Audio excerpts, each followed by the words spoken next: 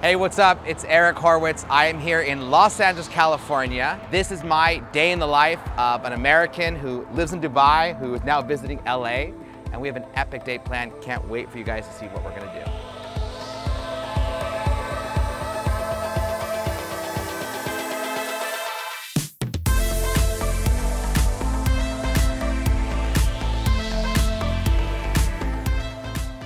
I run two companies, Lift Enrichment, which teaches healthy cooking classes to students at low-income schools. We teach 12,000 kids a week with a team of 200 people. Been doing that for 14 years. And I'm also the owner of NetProfitKing, which helps dentists grow their practice by bringing really great in-house sales help to help dentists book more appointments. But right now, I'm on vacation. I came to California. Originally, the work part of it was because I went to a conference in the education space. Then I went to see my family in Ventura, part of an entrepreneur group called Entrepreneurs Organization. And the LA chapter had a phenomenal retreat in Santa Barbara, California. Of course, I got to spend a couple days in Los Angeles. I've lived here for 17 years, but today I'm here just for fun. So let's go start the day off with a Paramount Pictures studio tour.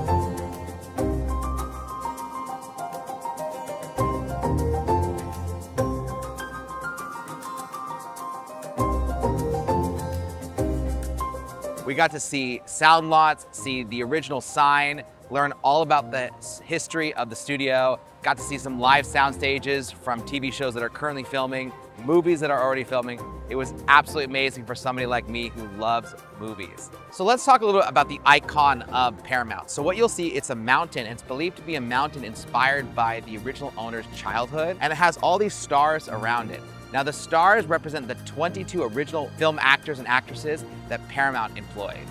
So a cool thing about the tour was sets are actually suspended by wires way up high. They are very, very air conditioned because when the lights go on to the movie sets, it gets very, very hot. Now they are called what's called elephant doors. They're these large garage doors, and the sets would actually swing out. So it's called a swinging set. Originally in the 1920s, Paramount Pictures employed not one, not two, but 3 real-life elephants. There were production assistants whose job it was to clean up the poop from the elephants, and these elephants would drag the sets in and out because they didn't have tractors, they didn't have machinery like that. In the 1950s, one element destroyed movies, and that was television. People were at home, they were hanging out on their couch. Famous directors like Cecil B. DeMille would put huge amounts of money and budgets into movies. Movies had to be huge spectacles like the 10 Commandments with tens of thousands of extras. I mean, this movie alone employed 4,000 horses, let alone thousands of extras. This most epic experience like you would never experience before. And that tradition actually helped spike revival of movies into the 1950s. Even today, you go to the movies for the blockbusters that you can't see on television. So I got to hold a real-life Academy Award. They're quite heavier than you think they are. I learned a couple interesting facts. One is that Academy Award is actually from the movie War of the Worlds in the late 1920s, and it won for Best Special Effects. But the funny thing about it is that year, there was no other movie in competition. It was just one movie, and they won it. I don't care, I got to hold an Academy Award, and it was awesome. Another fun fact about Academy Awards is the most thanked person in an Academy Award speech. Number 1, Steven Spielberg.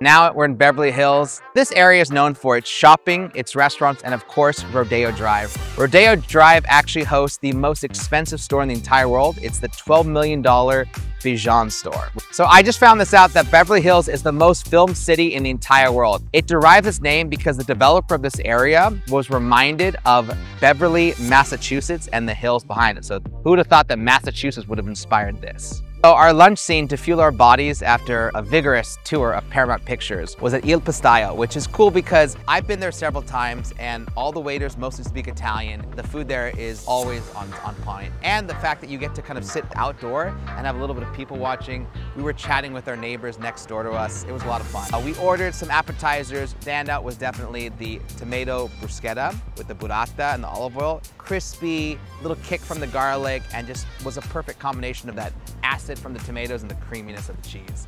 For our mains, we got the pollo alla milanese, which is a crispy chicken breast. It was really long and giant. It was pretty good, but nothing crazily out of the ordinary. Because it's truffle season, you know, why not get the pasta with cream and truffle? The real stellar was the spicy tomato sauce lobster spaghetti. That had this perfectly zesty tomato sauce with tons of really good fresh crab meat and was absolutely delicious. The desserts, tiramisu, too much mascarpone for my taste, and the chocolate banana cake tart thing was just okay as well. But overall, we had a great time, and now after all that eating, it's time to do some shopping.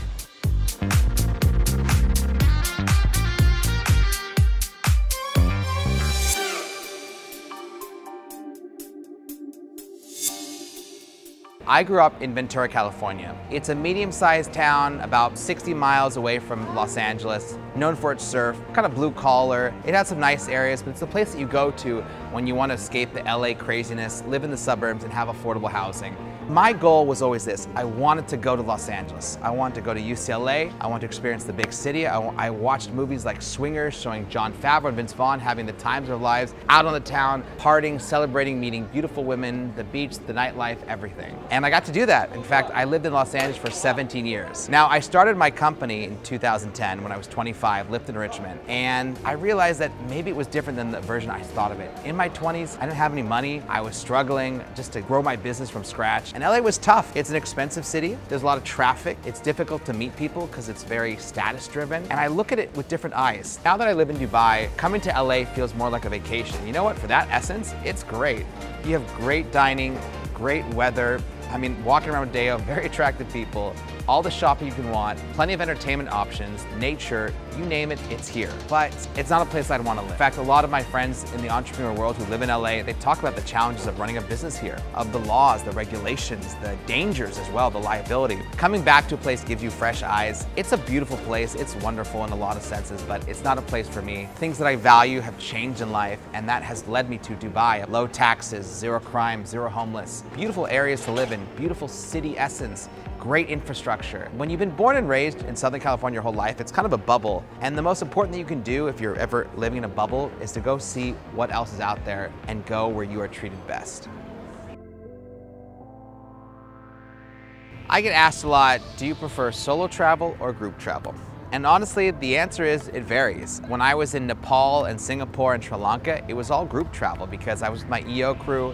And I love group travel because every time you go out to dinner, lunch, and activity, you've got 3 or 5 or 6 of your best buddies around you. It's so much more fun to share those memories. However, I do a decent amount of solo travel. If there's a place I want to go and friends don't want to go with me, then I just go. You meet the people you're meant to meet when you're there. But the hard part is getting on that plane and just going on the journey. This is just a reminder that if there's anything you want to do or a place you want to see, you will never regret going, but you will regret not going. While you're solo traveling, one thing I like to do is book tour guides. Ask them questions about the city. Ask them questions about where they like to go.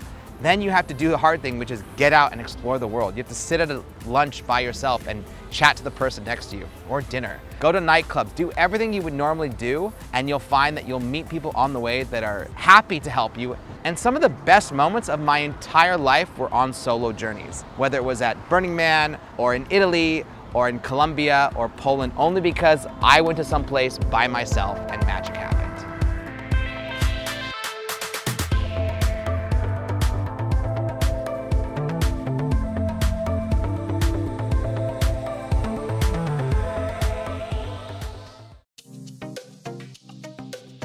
So welcome to Chateau Marmont, a very famous and iconic hotel. The place is 95 years old, so if you don't use key cards and fobs, it's one key for the room and this key for the pool.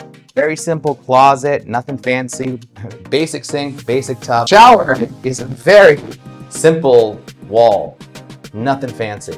It's a 4-star hotel. Clark Gable stayed here. Jim Belushi overdosed here. Led Zeppelin partied here. Clark Gable was here. Keanu Reeves, Johnny Depp used to live here. Right now, I've heard Kanye West is living here this moment. I went to dinner yesterday, and to my right was a movie star that I saw in a movie on the big screen literally weeks before. And to my left was a pop star I've seen perform at the Staples Center. In the 1930s, a Hollywood studio executive told a bunch of young actors, you go to the Beverly Hills Hotel to be seen, go to Chateau Marmont to not be seen. Next, we went to a beautiful restaurant on Sunset Boulevard and had dinner with my friends. Unfortunately, we lost some of the audio, but this is me kicking it with some of my awesome EO friends and entrepreneurs, just enjoying Los Angeles and enjoying some good food together. And that wraps up my day in Los Angeles. We are outside Chateau Marmont, where I've spent the last 3 nights. I hope you enjoyed everything we went through today. It was a perfect example of what I like to do when I'm on vacation. But guess what? The vacation does not end right here. Soon, I will be in the city of fun, the city that makes America go to play, Las Vegas. I will see you there.